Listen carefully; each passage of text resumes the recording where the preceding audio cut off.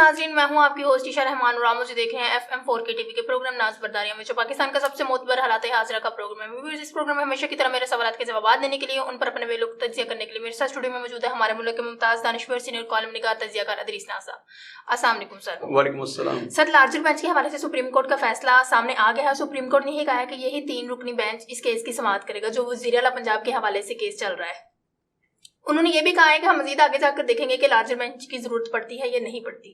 آپ کیا کہتے ہیں اس کے بارے میں کہ اب اس کا رخ کس طرف ہے؟ یا وہ فل کورٹ دیں گے یا وہ انہیں 3 رکنی بینچ پہ اس کیس کی سماعت کریں گے؟ فل کورٹ تو سن رہے ہیں نا جی، لارجر بینچ کے حوالے سے اس میں حکومتی پارٹی جو ہے انہوں نے بھی درخواست کی، سپریم کورٹ بار کے جو پریزیڈنٹ ہے احسن بھون، انہوں نے بھی جا کے کہا کہ یہ بہت سینسٹیو ایشو ہے جی۔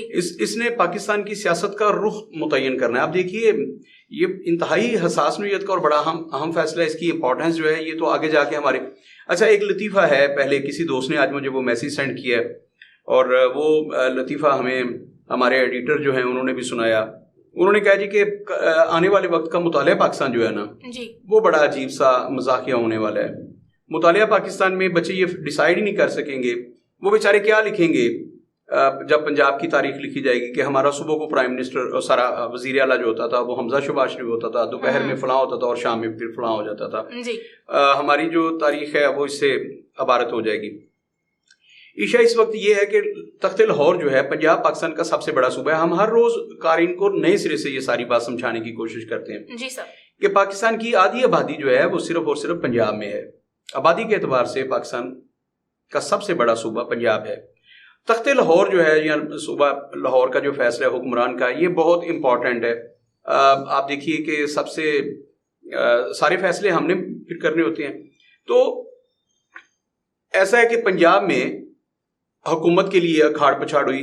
ابھی تو اس بات کی سمجھ نہیں آ رہی کہ عمران خان صاحب انہوں نے وفاق سے ریزائن کیا، انہوں نے کہا جی کہ میں ان اسمبلیوں میں نہیں رہنا چاہتا، ہم نیا مینڈیٹ لیں گے، نیا الیکشن لیں گے۔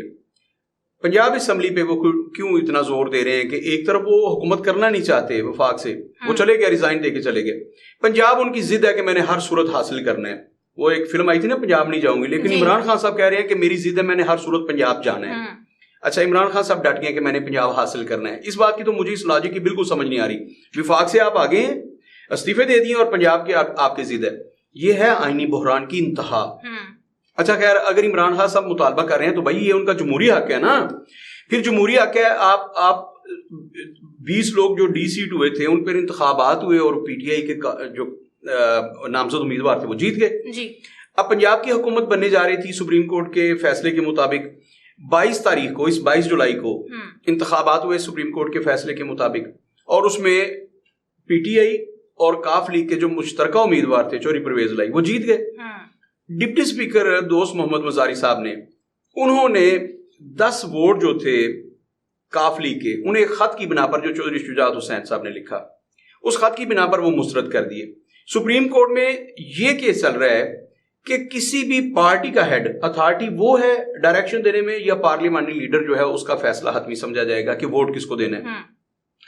سپریم کورٹ آف پاکستان کے روبرو جو کیس چل رہا ہے اس میں یہ ہے کہ 18ویں ترمیم سے پہلے پارٹی ہیڈ ہی سارے فیصلے کرتا تھا، لیکن 18ویں ترمیم کے بعد اس ابہام کو ختم کرنے کے لیے کہ مطلب اب پارٹی ہیڈ ہے وہ خود اب ایم این اے کا الیکشن بھی ہار جاتا ہے، جیسے مولانا فضل الرحمان اس وقت بیٹھے ہیں، وہ اپنی پارٹی کے ہیڈ ہیں لیکن وہ اسمبلی میں نہیں ہے، تو پارلیمانی لیڈر فیصلے کرتا ہے وہاں بیٹھ کے، اسمبلی میں تو وہ نہیں ہے تو فیصلے کون کرے گا؟ اب وہاں تو کسی نے فیصلے لینے نا۔ اگر وہ فیصلہ لیتے ہیں پارٹی ہیڈ سے مشاورت کے بغیر، یا پارٹی ہیڈ کسی اور اینڈ پہ ہوتا ہے اور پارلیمانی لیڈر کسی اور اینڈ پہ ہوتا ہے، دونوں ایک دوسرے کی ضد پہ کھڑے ہیں، تو پھر حتمی رائے اس شخص کی ہوگی جو پارلیمنٹ میں ہے ہی نہیں، یا اس کی ہوگی جو پارلیمنٹ کے اندر بیٹھا ہے اور معاملات کو دیکھ رہا ہے۔ یہ بڑی انتہائی اہم بات ہے۔ مولانا فضل الرحمان کی میں نے ایک مثال دی ہے، تو اس وقت پارلیمنٹ میں نہیں ہے، تو جو پارلیمانی لیڈر ہے وہ فیصلہ کرے گا یا پارٹی چاہیے؟ تو یہ نا ایک مشاورت ہو۔ تو ہمارا آئین آپ دیکھیے، آئین پاکستان کو دیکھیے، دستور پاکستان کو دیکھیے کہ کتنا بڑا مذاق ہے اس قوم کے ساتھ کہ آئین کی اس سب سے اہم چیز کی وضاحت کے لیے ہمیں سپریم کورٹ جانا پڑا ہے، اور سپریم کورٹ جو ہے اس وقت ایک مخمصے کا شکار ہے کہ اس پہ ہم نے رولنگ کیا دینی ہے، اس پہ ہم نے کیا فیصلہ دینا ہے، کیا ڈیسیژن لینا ہے۔ تو اس وقت صورتحال یہ ہے جو سپریم کورٹ آف پاکستان میں کیس ہے، اس میں جو رشویات حسین صاحب نے درخواست دی تھی کہ مجھے بھی اس میں فریق بنایا جائے، دیگر پارٹی پیپلز پارٹی نے کہا تھا ہمیں بھی فریق بنایا جائے، ہمیں بھی سنا جائے، کیونکہ وہ بھی اپنا ایک وجود رکھتے ہیں، تو ان کی درخواست جو ہے سماعت کے لیے وہ تو منظور کر لی ہیں، اب وہ اس کیس کا حصہ ہوں گے۔ چوری شجاع صاحب اس میں بڑے امپورٹنٹ ہے کیونکہ انہوں نے خط لکھا مبینہ طور پر، اور اب ان کی جو ہے ان کا وکیل بتائے گا کہ ان کی ایک امپورٹنس ہے، اور پارٹی جو ہے اگر ان سے انحراف کر کے جا رہی ہے ان کو سننا بہت ضروری تھا۔ لیکن یہ بہت اہم بات تھی کہ ایک لارجر بینچ اس کی سماعت کرتا، کیونکہ یہ ایک بڑا کیس ہے، لارجر بینچ اس کی سماعت کرتا اور فوری طور پر اس کا فیصلہ دیتا۔ اب 3 رکنی بینچ جو ہے یہ مزید 1 دن سماعت کرتا ہے، 2 دن سماعت کرتا ہے، کتنے دن سماعت کرتا ہے، اور اس کے بعد اس نتیجے پر پہنچے گا کہ نہیں یہ کیس جو ہے ایک لارجر بینچ، تو یہ قوم کا وقت ضائع کیا جا رہا ہے، یہ اس میں کوئی شبہ نہیں ہے۔ تو ہم لوگ تو ہر روز کہہ رہے ہیں نا کہ آپ دیکھیے، یہ میں دوبارہ سے کہتا ہوں اور ذمہ داری کے ساتھ کہہ رہا ہوں عشاء، یہ فیصلہ کرنا سپریم کورٹ کے دائرہ کار میں نہیں ہے کہ پنجاب کی وزارت عالیہ کس کے ہاتھ ہوگی، پنجاب کا وزیر اعلیٰ کون ہوگا، یہ فیصلہ کورٹ نے کرنا ہے۔ میں نے کہا تھا کہ پاکستان میں جوڈیشل مارشل ہے، سارے کے سارے فیصلے آپ سپریم کورٹ سے لے رہے ہیں یا ہائی کورٹ سے لے رہے ہیں، بابا اس کا فیصلہ کرنا تھا پنجاب کے باسیوں نے، پنجاب کے رہنے والوں نے، پنجاب کے ووٹرز نے، پنجاب کے شہریوں نے، اور انہوں نے فیصلہ کر دیا ہے۔ اس 21 تاریخ کو الیکشن تھا، اس میں بھی انہوں نے فیصلہ کر دیا کہ پنجاب کے فیصلے کون کرے گا، پنجاب کا حکمران کون ہوگا۔ جب اگر آپ کہتے ہیں کہ government of the people, by the people, for the people, تو پھر آپ کو فوری طور پر اس پہ عمل بھی کرنا ہوگا۔ آپ نے اس بات پہ پھر ٹکے بھی نا کہ یہ فیصلے لوگوں نے کرنے کہ پنجاب کا حکمران کون ہوگا۔ مسلم لیگ نون کہتی ہے کہ ووٹ کو عزت دی، ووٹ کو عزت دو، تو ووٹ کو عزت تو آپ نہیں دے رہے، عوام نے تو عزت دے دی ہے ووٹ کو، انہوں نے فیصلہ دے دیا۔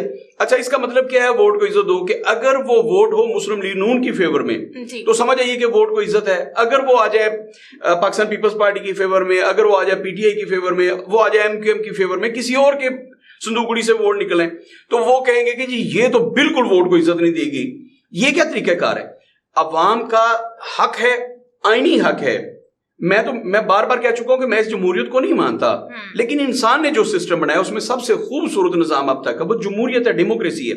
تو ہمارے ملک میں جمہوریت رائج ہے، تو میں کیوں کہہ رہا ہوں کہ 74 سال میں ہم فیصلہ نہیں کر سکے جمہوریت کیسی ہوگی، یہ دیکھ لیں نا آپ۔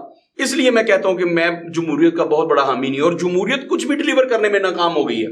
ہمارے سیاستدانوں نے یہ ثابت کر دی ہے، ہم تو ووٹ دیتے ہیں لیکن انہوں نے ثابت کر دیا، یہاں تو 2.5 سال بعد حکومتیں گرتی تھی نا، اچھا 40 دن بعد بہار میں وزیر اعظم بدلا ہے۔ تو یہ ساری چیزیں، میں تو اس لیے جمہوریت کا بہت بڑا حامی نہیں ہوں، لیکن آپ نے ایک نظام لیا، ایک سسٹم لیا، اسے چلنے کیوں نہیں دیتے آپ پھر برطانیہ کی مثالیں دینے لگ جاتے تھے کہ جو برطانیہ میں تو بار بار وزیر اعظم بدلا، اور بابا وہ اپنے ان کی جو اسٹیبلٹی ہے وہ تو انتہا کی ہے، ان کی کوئی بھی ایک پالیسی نہیں رکتی۔ تو آج جو پوچھا گیا کہ ٹرسٹی وزیر اعلیٰ کیا ہوتا ہے، ٹرسٹی آپ غور کیجئے، آپ کی ایک جائیداد ہے جی سر، تو اس پہ ایک ٹرسٹی بنا دیا جاتا ہے کہ میں تو کسی وجہ سے ملک میں نہیں ہوں، میں بیمار ہوں، کچھ بھی ہے میرے ساتھ، ایسا ہے کہ میں اس جائیداد کی دیکھ بھال نہیں کر پا، اس پہ ایک ٹرسٹی بٹھا دیا جاتا ہے کہ وہ صرف اس کی نگرانی کر سکتا، اسے بیچ نہیں سکتا، اس کے بارے میں کوئی بڑا فیصلہ نہیں لے سکتا، تو ٹرسٹی نے صرف اس کی نگرانی کرنی ہوتی ہے۔ تو اس وقت ٹرسٹی وزیر اعلیٰ ہمارے اوپر ہیں جناب حمزہ شہباز شریف صاحب۔ پاکستان کا سب سے بڑا صوبہ آبادی کے اعتبار سے، آدھی آبادی پاکستان کی پنجاب میں رہتی ہے، اور وہاں ایک ٹرسٹی بندہ بیٹھا ہوا ہے، اس نے صرف نگرانی کرنی ہے۔ بھائی وہ کوئی بڑا فیصلہ نہیں لے سکتا، ترقیاتی کام تو کسی قسم میں نہیں کر سکتا۔ میں نے کہا تھا کہ ہم بارشیں ہوئی ہیں، اور اس دفعہ جو بارشیں انہوں نے تباہی مچا دی ہے۔ آج بارش ہوئی گجرات کے شہر میں، گھروں میں پانی داخل ہو گیا۔ گجرات ہمارا پاکستان کی ایک اہم صنعتی ہب ہے، گوجرانوالا ڈویژن کا ایک شہر، تو اس میں تباہی مچ گئی ہے گجرات میں، وہاں اربوں روپے کی املاک کا نقصان ہو گیا ہے۔ جی سر، تو ایک ایسا شخص ہم پہ ٹرسٹی بیٹھا ہوا ہے، نگران وزیر اعلیٰ ہمارا بیٹھا ہوا ہے جو صرف نگرانی کر سکتا، وہ بڑا فیصلہ نہیں لے سکتا۔ تو پاکستانی قوم جو ہے، میں ہر روز کہتا ہوں فاقوں ماری ہے، پاکستان میں بجلی کا شدید بحران ہے۔ ہر چند کے صوبے ابھی پورے اختیارات نہیں دی گئے، یہ تو کہا گیا کہ بجلی اپنی پیدا کریں، لیکن یہ وفاق نے دیکھنا ہے کہ صوبے کو کتنی بجلی دینی ہے، کب دینی ہے۔ اچھا لوڈ شیڈنگ اپنی انتہا پہ ہے، ہماری صنعتیں بند ہے، کچھ بارش کی وجہ سے اور ان گنت وجوہات سے، کچھ حکومت کی دیکھ رہے ہیں ڈالر کی قیمت کہاں چلے گی، پیٹرول کہاں چلا گیا، تو ہماری صنعتیں بند ہیں، مزدور کو روزگار نہیں مل رہا، اوپر سے بارشیں ہیں، تو لوگوں کو بنا ہوا ہے 2 وقت کی روٹی کھانے کا مسئلہ۔ اور یہاں یہ مسئلہ بنا ہوا ہے کہ ایک خط جو ہے جو اسپیکر صاحب اپنی جیب سے نکالتے ہیں، اور سپریم کورٹ نے آج کہا بھی کہ دوست محمد مزاری نے ہمیں کوئی یہ سورس کا پتہ نہیں چل رہا انہیں خط کیسے آیا, انہوں نے اپنی جیب سے نکالا ہے اچانک سے, اور انہوں نے پوری ووٹنگ کا عمل مکمل ہونے کے بعد جب ووٹنگ ہو گئی ہے تو گنتی ہو گئی اور اس میں نتیجہ جو ہے سامنے آ گیا, تو اس کے بعد اچانک سے وہ خط نکال کے کہتے ہیں کہ میری جیب میں ایک خط ہے اور یہ مجھے شجاعت حسین صاحب نے لکھا ہے, اور انہوں نے کہہ دیا ہے کہ جو قافلی کے ووٹ ہیں یہ حمزہ شہباز شریف کو پڑھے تو پھر تو ٹھیک ہے, اگر حمزہ شہباز شریف کو نہیں پڑھتے پرویز الہی کو پڑھتے ہیں تو وہ ووٹ جو ہیں وہ مسرد کیے جائیں. تو ایک خط جو ہے وہ ایک ہے نا شعر کہ کمرے میں نے چھپ کے جلائے تھے تمہارے خط, پھر راکھ سارے شہر میں کیسے بکھر گئی. تو سارے شہر میں اس خط کی راکھ بکھری ہوئی ہے, جو ایک ایسا خط مبینہ طور پر جو چوہدری شجاعت حسین صاحب نے لکھا ہے اور وہ کہہ رہے ہیں کہ میں نے لکھا ہے. تو ایک خط کی بنا پر پنجاب جو ہے وہ معلق ہے یہاں پہ. اور ایک دلچسپ بات یہ کہ حمزہ شہباز شریف نے سپریم کورٹ نے کہا ہے کہ آپ ایک بالکل ٹرسٹی چیف منسٹر ہیں پنجاب کے, لیکن انہوں نے اس بات کو ماننے سے انکار کر دیا. انہوں نے اپنی 63 رکنی کابینہ بھی بنا لیا 36 گھنٹوں کے لیے. انہوں نے کہا تھا کہ منڈے تک آپ صرف نگران وزیر اعلیٰ کے طور پر کام کریں گے, آپ نے کوئی بڑا فیصلہ نہیں, لیکن اس سے بڑا فیصلہ کیا ہو سکتا ہے. انہوں نے 63 لوگوں پر مشتمل ایک کابینہ بنا لیا, اور اس میں ایک بات میں جو بڑے دکھ کی ہے وہ یہ ہے کہ گجرانوالہ سے اشرف علی انصاری جو پی ٹی اے کو چھوڑ کے 3.5 سال تک عمران خان صاحب کے ساتھ ہر طرح کے مزے لیتے رہے ہیں, ان کی میٹنگز میں جاتے تھے, وزیر اعلیٰ پنجاب عثمان بزدار کے پاس جاتے تھے اور بڑے بڑے فیصلے کرتے تھے گجرانوالہ کے لیے. وہ کہتے تھے آئندہ ٹکٹیں بھی میں نے دینی ہے پی ٹی اے کی شہر میں. تو وہ پچھلے دنوں پھر گئے ہیں دوبارہ حمزہ شہباز شریف کے پاس. انہوں نے کہا جی آپ خان غلام دستگیر خان صاحب کے جا کے پیروں کو ہاتھ لگائیں, ان کے پاؤں چھو لیں, ان کے چرن چھو کے واپس آئیں. تو آج انہیں اپنی کابینہ میں بھی لے لی ہے. تو خیر یہ تو ایک گھٹیا پن کی انتہا ہے نا ہر پارٹیز میں, کہ وہ جو وفادار لوگ ہوتے ہیں ان کی پارٹی میں باری نہیں آتی. ایسے لوگ ہیں پی ٹی آئی میں جنہوں نے قربانیاں دی ہیں, ان کی باری نہیں آ رہی. اور وہ بندہ جو کبھی کاف لیگ میں ہوتا ہے, کبھی مسلم لیگ نون میں ہوتا ہے, کبھی پی ٹی آئی میں ہوتا ہے, پھر نون لیگ میں آ جاتا ہے, اس کو گجرانوالہ سے ایک وزارت کے لیے چن لیا جاتا ہے. تو یہاں پہ ایک توفیق بٹ ہیں جنہوں نے بڑی مار کھائی ہے, سارے لوگ ان کے لیے کمپین کر رہے تھے لیکن اس بندے کو اگنور کیا. خیر یہ تو مسلم لیگ نون کا ذاتی فیصلہ ہے. میں یہ کہہ رہا ہوں کہ مسلم لیگ نون جو ہے اسے ایک تو اپنے کارکنوں کو بھی عزت دینی چاہیے جو اس نے پارٹی کے لیے کام کیا ہے, اور دوسری بات انہوں نے ووٹ کو بھی عزت دینی چاہیے جس کا وہ نعرہ لگاتے ہیں کہ ووٹ کو عزت دی جائے. عوام نے فیصلہ دے دیا اور انہوں نے پی ٹی آئی کے حق میں فیصلہ دیا ہے. مسلم لیگ نون اس فیصلے کو تسلیم کرے اگر وہ استحکام چاہتے ہیں پنجاب میں, پاکستان میں, اور اس کے بعد یہ سارے لوگ مل کے جو سیاستدان ہیں یہ فیصلہ کریں کہ انہوں نے قوم کو کیسے ڈیلیور کرنا ہے. شہباز شریف صاحب جو ہیں وہ وفاق میں بیٹھے ہیں اپنے اتحادیوں کے ساتھ, وہ وہاں بیٹھ کے فیصلہ کریں کہ عوام کو بجلی کے بحران سے کیسے نکالنا ہے, گیس کے بحران سے کیسے نکالنا ہے, بے روزگاری کے بحران سے کیسے نکالنا ہے. یہ وہ فیصلے کریں. وہ پیٹرول کی قیمتوں کو کیسے کم لا سکتے ہیں, نیچے لا سکتے ہیں, اس کے فیصلے وہ کریں. پنجاب پاکستان کا سب سے بڑا صوبہ ہے, یہاں پہ جس کی بھی حکومت بن رہی ہے عوام جس کو لا رہے ہیں اس کی حکومت بننے دی جائے. 1 سال ہے آپ کے پاس, آپ نے بہت جلد الیکشن میں جانا ہے, اور میں بار بار کہہ رہا ہوں کہ انہوں نے صرف نومبر تک کام کرنا ہے, اس کے بعد نومبر دسمبر اور جنوری میں انہوں نے چلے جانا ہے. انہوں نے نومبر میں ہی چلے جانا ہے تو دسمبر میں اگلا نگران سیٹ اپ آئے گا. مجھے لگ رہا ہے کہ اگلے اگست سے بہت پہلے اگلا جو بجٹ ہے انہوں نے پیش نہیں کرنا جون کا, اس سے پہلے انہوں نے چلے جانا ہے. تو یہ اس بات کو اتنا سنجیدہ نہ لے کہ پنجاب ان کے ہاتھ سے نکل گیا تو کیا ہوگا. انہوں نے اپنی انا کا مسئلہ بنایا ہوا ہے. اور عشاء ایک اور بات کر دوں کہ ابھی مسلم لیگ نون کو سمجھ نہیں آ رہی ان کے ساتھ کیا ہو رہا ہے. آصف علی زرداری صاحب اپنی زندگی کا بدترین انتقام لے رہے ہیں مسلم لیگ نون سے, جو انہوں نے کہا تھا نا میں گھسیٹوں گا, میں سڑکوں پہ گھسیٹوں گا, زرداری کا پیٹ پھاڑ دوں گا, اسے لاڑکانے کی سڑکوں پہ لاہور کی سڑکوں پہ پورے پاکستان میں گھسیٹوں گا. آصف علی زرداری نے اس بات کو بڑا سیریسلی لیا ہوا ہے. بے شک ان کی صلح ہو گئی ہے, اس وقت اتحادی ہیں. تو وہ مسلم لیگ نون کی لاش جو ہے, اب میں نے پہلی دفعہ استعمال کیا لفظ, وہ مسلم لیگ نون کی لاش کو پورے پاکستان لاڑکانہ کی سڑکوں پر, لاہور کی سڑکوں پر اور پورے پاکستان کی سڑکوں پر گھسیٹ رہے ہیں اس وقت. اور آنے والا وقت بتائے گا کہ یہ میں نے جو بات کی تھی یہ کسی مفروضے کی بنیاد پر نہیں کہی تھی, یہ چند حقائق تھے جن کی بنیاد پر میں نے کی ہے. تو آصف علی زرداری صاحب مسلم لیگ نون سے بدترین انتقام لے رہے ہیں, خود وہ پیچھے بیٹھے ہوئے ہیں, لیکن جو کچھ مسلم لیگ نون سے وہ کروا رہے ہیں. اس کے بعد مسلم لیگ نون نہ گھر کی رہے گی نہ گھاٹ کی رہے گی, اور مسلم لیگ نون جو ہے وہ اپنے تابوت کو سڑکوں پہ گھسیٹ رہی ہے اپنے ہاتھوں سے. یہ میرا آج کا تجزیہ ہے.